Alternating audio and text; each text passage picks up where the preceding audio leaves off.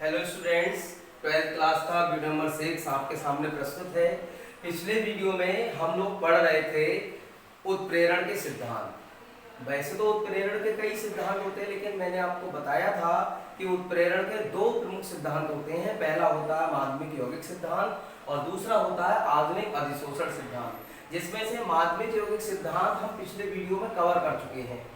अब आज हम लोग कवर करेंगे आधुनिक अधिशोषण सिद्धांत, जिसे मॉडर्न एडजॉर्प्शन थ्योरी कहते हैं। इस सिद्धांत के अनुसार जो उत्प्रेरक होता है वो एक अधिशोषक होता है, एडजॉर्बेंट होता है।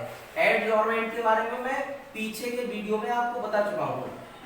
एडजॉर्बेंट होता है, एडजॉर्बेंट होता क्या है, आपको मैंने एक क्रिया समझाई थी अधिशोषण की, एडजॉर्प्शन की। उसमें बताया था कि जब एक पदार्थ दूसरे पदार्थ के ऊपर सांद्रित हो जाता है, चिपक जाता है, तो इस क्रिया को अधिशोषण कहते हैं।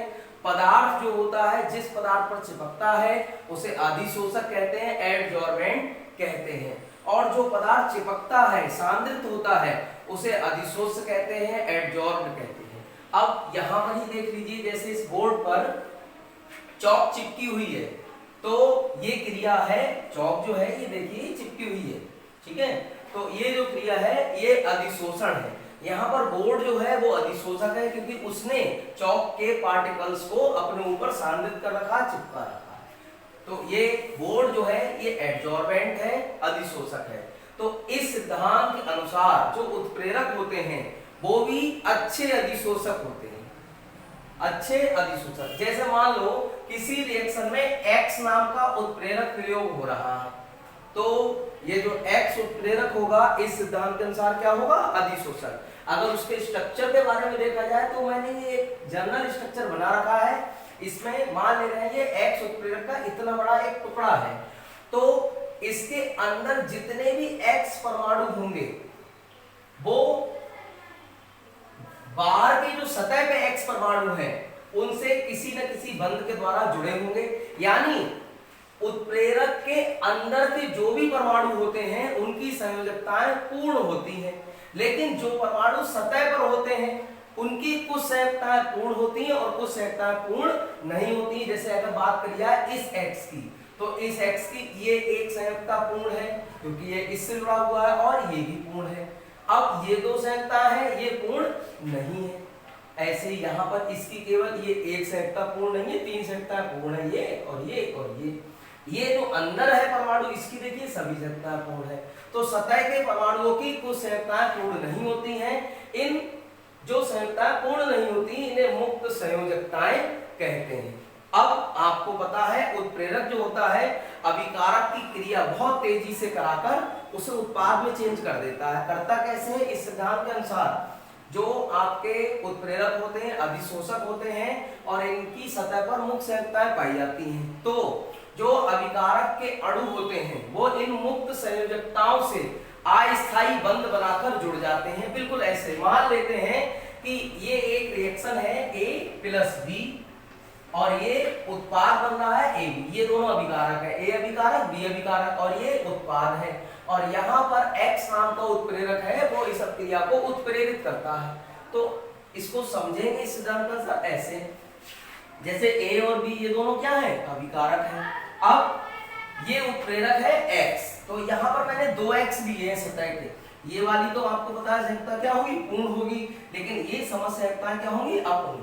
तो होगा क्या, ये दोनों अभिकारक जो होंगे इनकी जो भी मुक्त संयोजकताएं हैं उन मुक्त संयोजकताओं से अस्थायी बंध द्वारा जुड़ जाएंगे। मान लेते हैं A और B यहाँ पर जुड़ गए, ऐसे और भी जगह जुड़ सकते हैं। जैसे ये पूरा X है तो यहाँ पर A B हर तरफ जुड़े होंगे, तो A और B अभिकारक जो होंगे कुछ जगह पर ये पास पास होंगे, कुछ पर क्या होंगे, दूर दूर होंगे।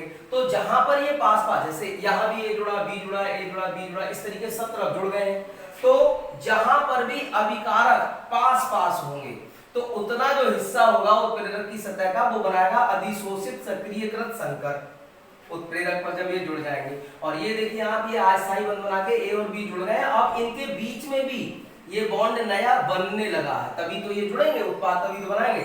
तो ये कहलाता अधिशोषित सक्रियकृत संकर। इस अधिशोषित सक्रियकृत संकर की ऊर्जा अत्यधिक होती है और अत्यधिक ऊर्जा होने के कारण ही ये जो पास पास में अभिकारक जुड़े हुए हैं तुरंत ही उत्पाद में क्या हो जाते हैं, चेंज हो जाते हैं। ये बॉन्ड बनने लगता है और ये बॉन्ड दोनों डिसअपियर होने लगते हैं और इस तरीके से जब ये बॉन्ड कंप्लीट हो जाता है तो ये ए और बी आपस में उत्पाद के रूप में क्या हो जाते हैं, चेंज हो जाते हैं और यहां से अलग हो जाते हैं, सतह को मुक्त कर देते हैं और ये संयुक्ताएं पुनः क्या हो जाती है, मुक्त। और जब ये संयुक्ताएं मुक्त हो जाती हैं तो नए अभिकारक अणु इन पर पुनः अधिशोषित होकर और इसी प्रोसेस को आगे बढ़ाते रहते हैं और इस तरीके से उत्प्रेरक अपक्रिया को उत्प्रेरित करता रहता है। एक क्वेश्चन आता है कि उत्प्रेरक को चूर्ण के रूप में प्रयोग करने पर उसकी क्रियाशीलता अधिक क्यों होती है?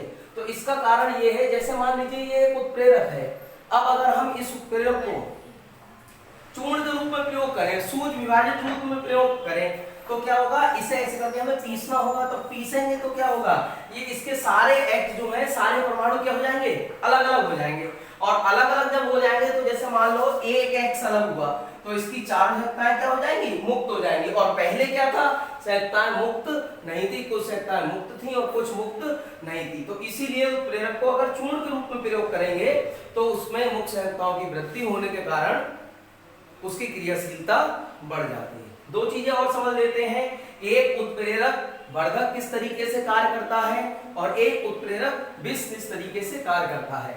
एक्चुअली होता क्या है, जो उत्प्रेरक वर्धक होता है, उत्प्रेरक वर्धक उत्प्रेरक की सतह को, जैसे ये सतह है, इस उत्प्रेरक की सतह को खुरच देता है।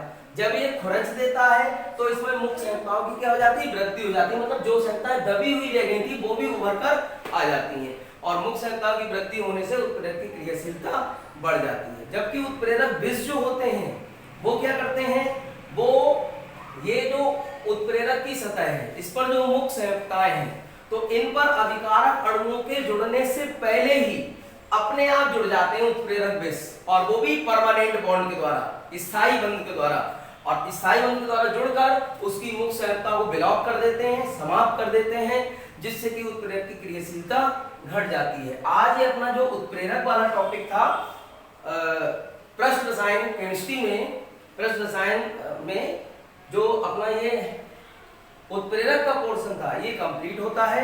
नेक्स्ट कोलाइडी विलयन का जो इसका पोर्शन है वो आपको नेक्स्ट वीडियो, अगली वीडियो समझाऊंगा। धन्यवाद।